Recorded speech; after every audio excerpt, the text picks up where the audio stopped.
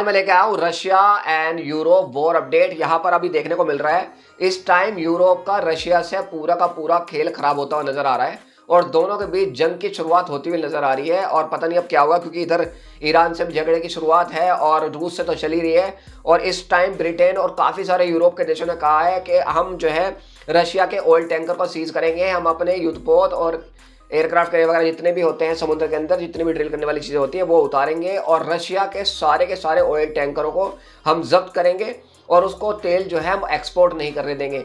ये बात सुनते ही पुतिन जो है भड़क गए और उन्होंने कह दिया अगर ऐसा हुआ तो फिर जो है जंग की शुरुआत आपसे भी हमारी हो जाएगी और डायरेक्टली वॉर होगी। हम भी सिर्फ यही काम करेंगे, हम भी अपना एयरक्राफ्ट कैरियर और युद्धपोत और जितने वेसल्स वगैरह होते हैं सारे के सारे समुद्र में उतारेंगे और एक भी यूरोप का जहाज जो है, एक भी यूरोप का ऑयल टैंकर जो है किसी भी तरह से किसी भी जगह से गुजरने नहीं देंगे और सीज कर करके ढेर लगा देंगे। हमारा तो एक देश है, आपके मल्टीपल देशों के हम जो है आपके जो है सारे के सारे ऑयल टैंकरों को जब्त कर लेंगे। तो ऐसा करने की बिल्कुल भी कोशिश ना करें। रशिया ने साफ साफ और गहरे गहरे लफ्जों में धमका दिया है पूरे यूरोप को, तो जंग के हालात बहुत ज़्यादा खराब हो गए। उधर दूसरी तरफ ट्रंप ने काफ़ी ज़्यादा कोशिश करी कि भाई देखो कुछ बात बन जाए और रशिया से जो है इसकी डील हो जाए ज़ेलेंस्की की, लेकिन यूक्रेन जो है वो किसी भी चीज़ को लेकर के दबने के लिए तैयार नहीं है। क्यों?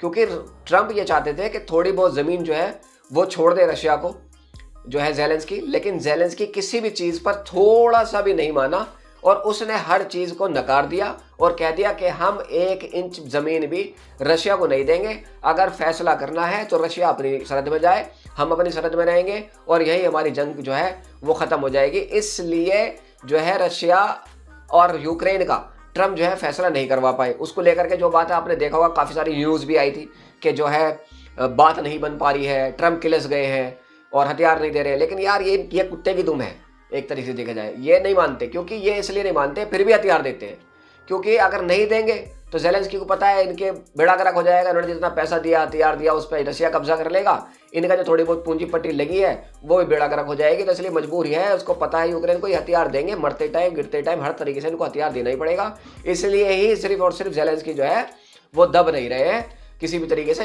रूस से, इसी वजह से फैसला नहीं हो पा रहा है। वहीं यूरोप ने जो है बाल्टिक सागर में अपनी जो है वो ड्रिल शुरू कर दी है, जिसमें तुर्की भी शामिल है। लेकिन इसमें खास बात यह है कि अमेरिका इसमें शामिल नहीं है। अमेरिका ने इसमें शामिल होने के लिए ना ही इनकार किया है और ना ही हाँ किया है, लेकिन अपने आप को बिल्कुल भी उस चीज़ से दूर करके रखा है ताकि किसी भी तरह का कोई विवाद ना बन सके। वहीं दूसरी तरफ ज़ेलेंस्की जो है काफ़ी सारे भड़क गए हैं, काफ़ी ज़्यादा गुस्सा है, नाराज़ हैं यूरोप से, क्योंकि जो ओलंपिक गेम्स हो रहे हैं उसमें बेलारूस और रूस के खिलाड़ियों को जो है वो ले लिया गया है, उनको नहीं हटाया गया है। इसलिए ज़ेलेंस्की ने गुस्सा दिखाया है और विरोध जताया है कि भाई देखो आप हमारी जो जंग चल रही है और काफ़ी ज़्यादा एस्केलेशन चल रहे हैं, काफ़ी लोग दोनों तरफ से मारे जा रहे हैं, रूस से कम है लेकिन यूक्रेन से काफ़ी ज़्यादा मारे जा रहे हैं। तो इसलिए रूस को जो है ओलंपिक में से बाहर निकालो, उस पर बैन लगाओ और किसी भी तरीके से ओलंपिक में रशिया को मत आने दो। और काफ़ी ज़्यादा नाराज़गी व्यक्त की है ज़ेलेंस्की ने, वीडियो जारी करके कॉन्फ्रेंसिंग में बात करने के बाद जो है ये सारी चीज़ें कही हैं। दूसरी तरफ रशिया की एक गैस पाइपलाइन हंगरी और स्लोवाकिया जाती थी जो कि यूक्रेन से होकर गुजरती थी। तो यूक्रेन ने क्या काम किया है, उस गैस पाइपलाइन को बंद कर दिया है। बंद करने से नतीजा उल्टा जो है एक तरीके से यूक्रेन पर ही भारी पड़ गया है। वहीं स्लोवाकिया ने और इन दोनों देशों ने मिल करके जो यूक्रेन को ऑयल देते थे और जो भी कुछ मदद करते थे वो पूरी तरह से जीरो कर दिए और बंद कर दिए। उसने कहा है कि आपने ऐसे क्यों किया है, उसका जवाब भी मांगा। वहीं दूसरी तरफ जो है रूस की और यूक्रेन की और यूरोप के देशों की मिलकर के एक मीटिंग होनी थी, जिसमें जिनेवा में होनी थी वो मीटिंग। और जिनेवा में होनी थी तो इसलिए इनकी डेलीगेशन को, रूस की डेलीगेशन को जिनेवा जाना था। तो जितने भी यूरोप के देश हैं उन्होंने यूरोप की मतलब रूस की जो डेलीगेशन जानी थी अपने जहाज़ से, तो उसको अपने एयर स्पेस यूज़ नहीं करने दिया है।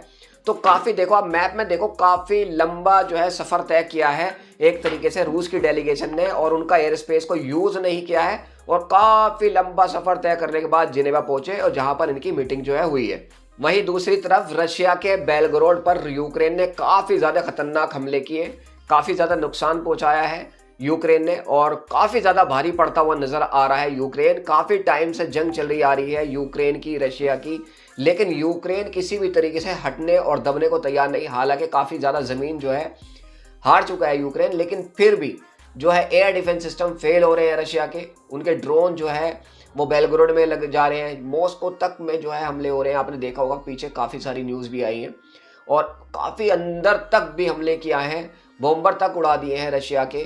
तो एक तरीके से देखा जाए तो एयर डिफेंस सिस्टम काफ़ी ज़्यादा वीक नज़र आ रहे हैं रशिया के। हालांकि बहुत 80 से 90% तक हमले रोक लेता है रशिया, लेकिन उसके बावजूद भी जो है काफ़ी ज़्यादा नुकसान पहुंचा रहा है रशिया को यूक्रेन, क्योंकि यूक्रेन के पास एक से एक लेटेस्ट ड्रोन टेक्नोलॉजी है और उसके अलावा पूरे यूरोप की मदद है और सैटेलाइट की मदद है। सब चीज़ों की मदद होने की वजह से जो है काफ़ी ज़्यादा जो है नुकसान पहुंचा रहा है रशिया को। इसीलिए जो है यूक्रेन दबने के लिए तैयार नहीं है, उसे कहीं ना कहीं यकीन है कि हम ज़रूर जीतेंगे और इसलिए फैसले को भी तैयार। वहीं अब दूसरी तरफ देखा जाए तो एक तरीके से एक और हमला बहुत सटीक तरीके से यूक्रेन ने किया है रशिया की ऑयल रिफाइनरी के ऊपर, और ड्रोन देखा जा रहा है इजीली और काफ़ी ज़्यादा गोलियां भी उसको ऊपर की जा रही है रोकने के लिए, लेकिन फिर भी जो है एयर डिफेंस सिस्टम फेल हुए और वो ड्रोन सीधे जा करके ऑयल रिफाइनरी के ऊपर हमला कर देता है। वहीं दूसरी तरफ काफ़ी टाइम के बाद जो है जेलेंस्की को काफ़ी बड़ी कामयाबी मिली है, क्योंकि करीब करीब 1 साल या 1.5 साल से जो है स्टारलिंक यूज़ कर रहे थे रशिया के जो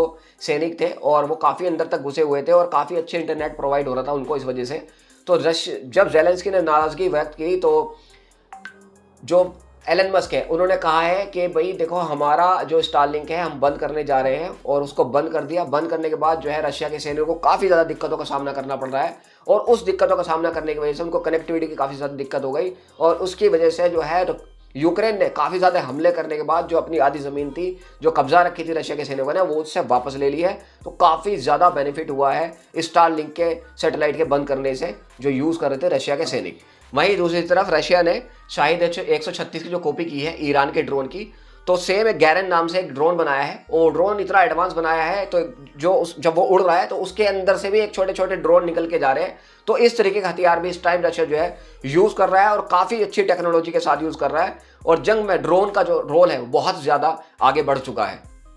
अभी मिल गई है रशिया जो है यूक्रेन के ड्रोन मार गिराने के लिए छोटे ड्रोनों का यूज़ कर रहा है। वो अपने आप देख सकते हैं इमेज के अंदर हाथों से ही ड्रोन को छोड़ दिया जाता है, और जो सामने से ड्रोन आ रहा होता है वो ड्रोन उसमें जाके टकरा जाता है, जिससे रशिया के जो है एंटी जो क्रूज मिसाइल होती है इसको रोकने के लिए यूज़ करी जाती है, जिसमें काफ़ी ज़्यादा खर्चा आता था, उससे उसकी जान बच रही है, और छोटे सा ड्रोन ही एक बड़े ड्रोन को मारकर गिरा देता है और वो आसमान में ही तबाह हो जाता है। दूसरी तरफ जो है काफ़ी डरा हुआ है पोलैंड, और पोलैंड ने बोलते हुए कहा है कि भाई देखो इस जंग को देखने के बाद हमें लगता है कि हमें भी न्यूक्लियर प्रोग्राम में शामिल होना ज़रूरी है।